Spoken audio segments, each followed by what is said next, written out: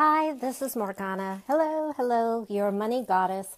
And because my last Facebook Live about magic was such a hit, I thought I would dive a little deeper into magic. So today's lesson is about Magick Etiquette 101. So I'm going to cover the difference between high magic and low magic, why you never, ever, ever want to do manipulative magic, why you sure as heck never want to curse anybody, and the rule of three. And what you probably don't know about me is that my mom is a witch. I didn't know this until I was in my 20s and coming out of college, but it does make, oh, hello, Stephanie. It does make sense. I mean, she named me Morgana, and I've always been, hello, Morgan. That was going to be my name if I was a boy.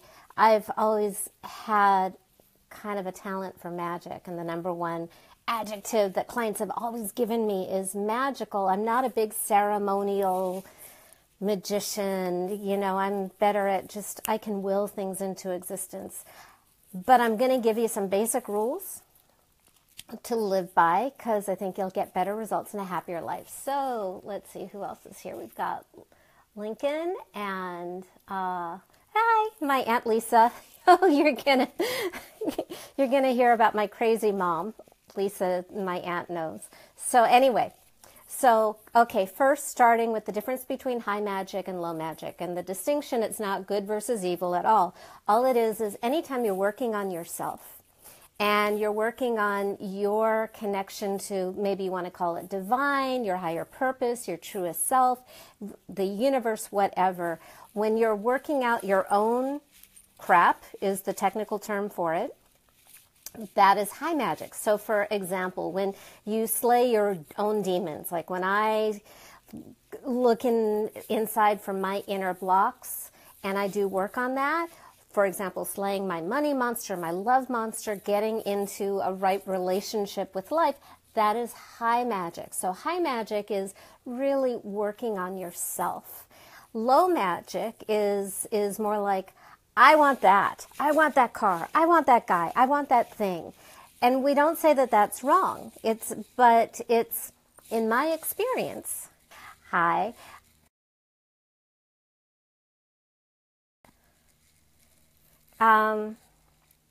Something happened, but I think we're still going, I hope. Okay, great. So, I find that I consistently get better results when I focus on high magic than when I focus on what we'll call low magic. Because I think low magic comes from a place of lack. By the way, it's not wrong. Like, I've had great results just whining, where I see somebody got a TV interview and I go, oh, but why does she get it? I want it. And the next day I suddenly have a TV interview. I've done that a bunch of times. It's, the, the magic positive whining. But what I have found consistently, oh, thank you for the hearts. Give me lots of hearts. That's probably a low magic thing, but the best results, the money, the love, the success, the health, the healing, all the wonderful stuff kind of comes organically when you focus on the high magic. And that's why we call it high. So last time when I was talking about my favorite spell is, universe, how do you want to use me?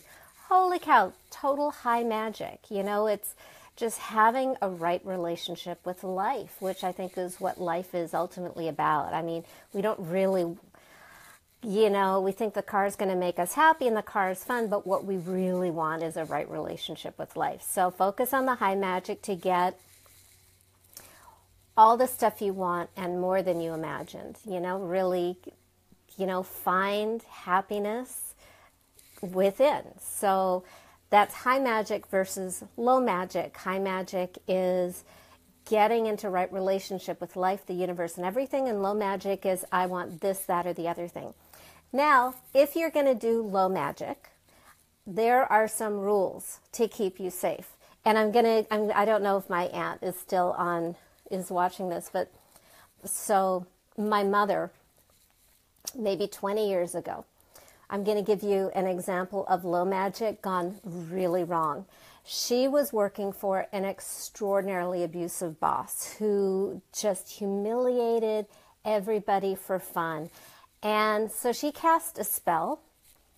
Terrible idea. I don't know what she was thinking. She cast a spell essentially to shrink his member, symbolically shrink him down. And what happened was his business shrunk, because that's kind of where he identified his manhood.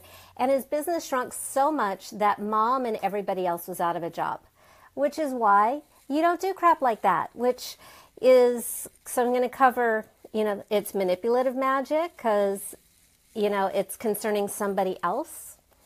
And it was mean-spirited, which is always a bad idea. And you just don't curse people. And I'll jump to the rule of three, which I learned from my mother, so I don't know what she was thinking. But the rule of three is whatever you send out is going to come back to you threefold. So if you are sending out a curse, it's going to come back to you 3 times more. And by the way, if you send out a love spell, don't. Because all that really does, you cannot change somebody else's will. I don't care what book you buy. But what you do when you cast that love spell for that person is it's like you rope yourself to that person 3 times more. It's you obsess yourself 3 times more. You enslave yourself 3 times more. And that sucks. So don't do it. Don't do manipulative magic because it's not your business messing with other people's free will. Don't curse people because it comes back to you threefold. However, if you have a problem person, ding, ding, ding, this is something I'm really, really good at, is banishing spells. I had a neighbor back in my apartment dwelling days a long time ago who called the cops when I had my air conditioning on. That kind of crazy pants neighbor. And then she keyed my car.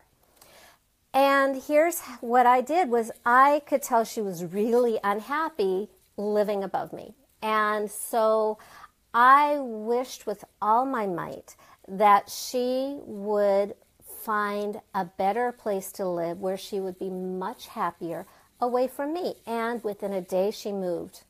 She moved to a different apartment where she wasn't bothered by my noisy air conditioner. And I had a similar thing with a stalker a very long time ago. Really scary situation. I actually had a CIA profiler on it, which it was one of the scariest experiences. Hi, Lori. One of the scariest experiences I've ever had. And I cast a spell wishing him his sanity away from me. And it was on a cruise, and I was actually well protected. It turned out he and I were being watched the whole time. I didn't realize that until we had an encounter in the library. But he respected my boundaries, and I was safe. He didn't follow me home like he was planning. And I just banished him with love, wanting him to find the love and the sanity and the happiness that he wanted away from me. So if you have a problem person, whether he lives in the White House or next door to you, you are safer living by the rule of three and banishing that person and that problem with love. So going over today's magic lesson, and, type in your comments and your questions now because we're going to wrap up soon. High magic versus low magic. High magic is really what's going to make you the happiest.